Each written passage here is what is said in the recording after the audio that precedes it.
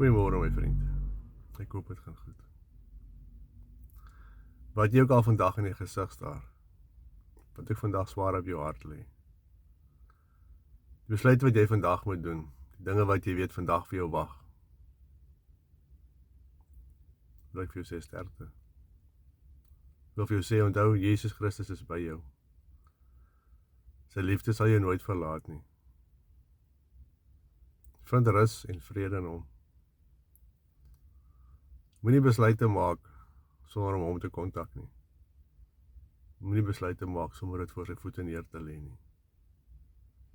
Jy wat miskien vandag hospitaal toe gaan vir chemobehandeling, of jy sê sterkte. God is by jou gedurende daardie behandeling en ook daarna. Jy vandag vir 'n nuwe werksonderhoud gaan. God sal by jou wees.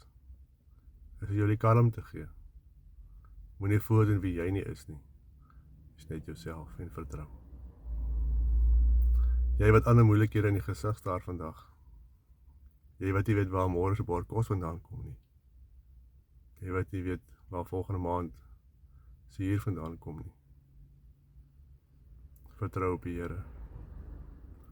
Is nie maklik nie. Maar onthou, dit is moontlik. Jesus is lief vir jou. Hy sorg vir die mosies in die veld. Hy sal vir jou ook sorg. Maak vir jou skatte in die hemel bymekaar. Loof en prys Jesus se naam. Want hy is God. Mag dit vir jou 'n mooi dag wees. Sterkte vir jou dag. Mooi bly. Bye bye.